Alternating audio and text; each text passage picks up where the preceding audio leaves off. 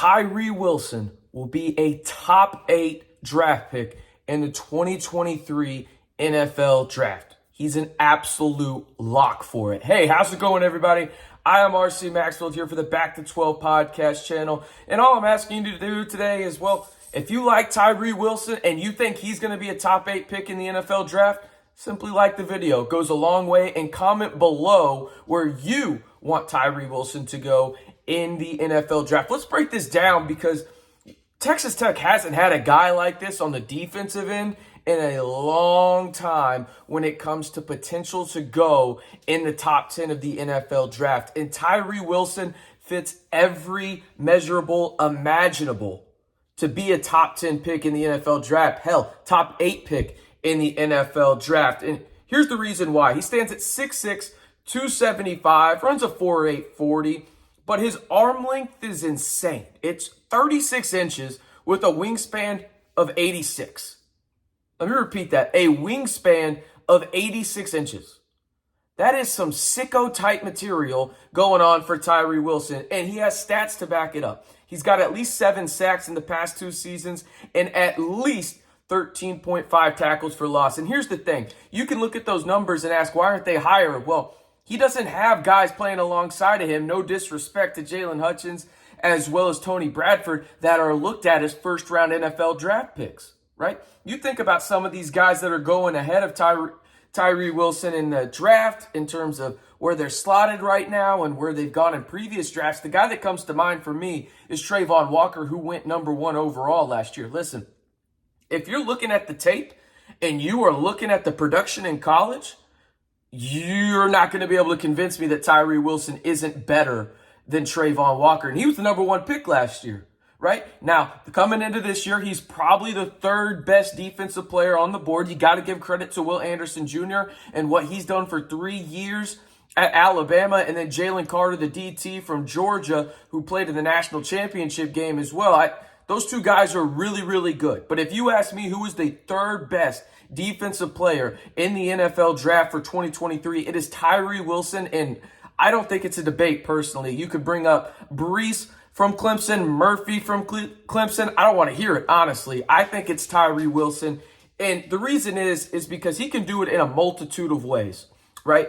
He can rush the passer standing up on the edge, be an outside linebacker type, drop back into coverage as well a little bit. He can do it in 3 technique. He can do it from the inside and the outside on the defensive line. He's got at least 1.5 sacks this year from the DT spot where he was in 3 technique right over the center. Okay, he can do it in a multiple of ways. Now, if we want to be critical of Tyree, which I think is fair if we're giving him so much praise, he doesn't have a lot of bend, right? But whatever he does, he lacks in bend in terms of off the edge. He makes up for it with quickness, a high football IQ, power, and proper hand usage. That's a hell of a quartet in terms of things you got going on for you if you're a DN going into the National Football League. I've already mentioned a little bit his versatility on that D-line. I think that allows him to go even higher because he's not just fixated on one scheme. Right? He can go play in a 3-4. He can go play in a 4-3. He can do a lot of things. He can go down, put his hand in the ground, be a true DN. He can be an edge rusher standing up. If you need him to, he can go inside and play D tackle with his size and his quickness. He can make up for that. Remember, he is 6'6", 285. All right? Most offensive tackles in the NFL are 6'6", but they don't have a wingspan like Tyree Wilson. They don't have the power that Tyree Wilson has, okay? So whatever he lacks in terms of that bendability off the edge, and when I hear bendability, I always think of guys, like Myles Garrett, right? And I'm not trying to compare Tyree Wilson to Myles Garrett, but that's the first guy I think of when a big dude on the edge that can just bend and not lose any speed. Tyree's not him. Let's face it, on that front. But what he lacks from the bend, he can get with quickness and power and proper hand usage, all right? The teams that I think Tyree Wilson could be a perfect fit for are, hold on a second, I haven't done this yet. If you like the videos we're giving to you here on the Back to 12 podcast channel, simply hit that subscribe button. I'll be making Tyree Wilson videos, NFL draft videos, talking about guys up until that April draft. So be sure to hit that subscribe button to stay in the know on everything Texas Tech athletics all year long right here on the Back to 12 podcast channel. All right. Anyone in the NFL should like Tyree Wilson. But in all seriousness, he's going to go in the top 8. So not every team is going to have the chance. And not every team in the top 8 should target him because of other team needs, specifically the Texans, the Colts, and then probably the Panthers, if we're being honest about it. Those are the 3 teams I'm most sure of that they're probably going to go with the quarterback route, however they get there.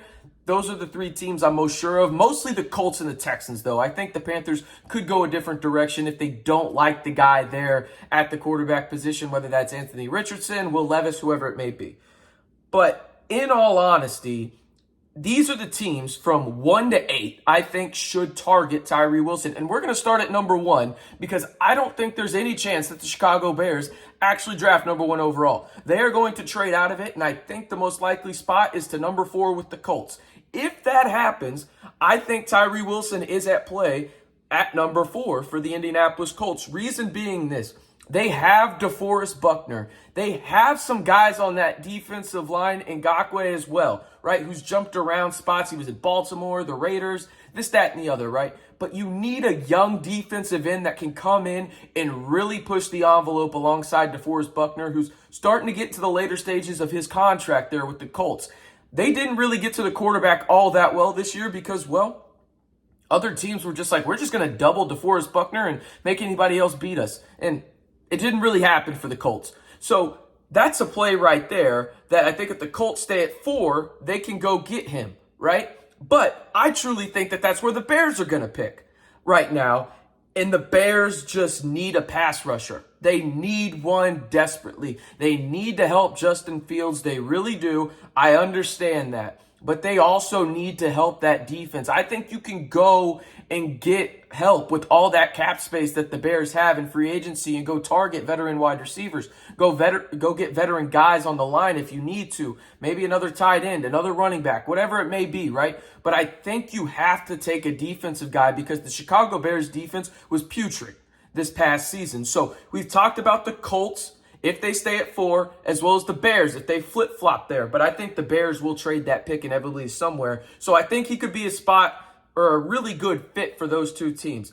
Elsewhere, number 3, the Cardinals. If they stay there, you got to replace J.J. Watt, and Zach Allen is a free agent. You got to get somebody, and they just fired Cliff Kingsbury, so the Texas Tech connection won't be there anymore. But throw that out the window. It doesn't matter. Tyree Wilson could be a fit there at number 3. Now, to be fair to the Cardinals, if Will Anderson Jr. is there, I'm probably taking him. If Jalen Carter's there, I'm probably taking him. But I think this is the part of the draft, if Will Anderson does go in the top 2, that you can start talking about Tyree Wilson because they do need a guy on that defensive line, do the Cardinals, to replace J.J. Watt and potentially Zach Allen as well. At number 5, the Seahawks. This is just a luxury pick for them. They're in the playoffs. Shout out to the Denver Broncos. They're in the country, and they're riding. If you know, you know. But think about it. Bruce Irvin was their best pass rusher this year.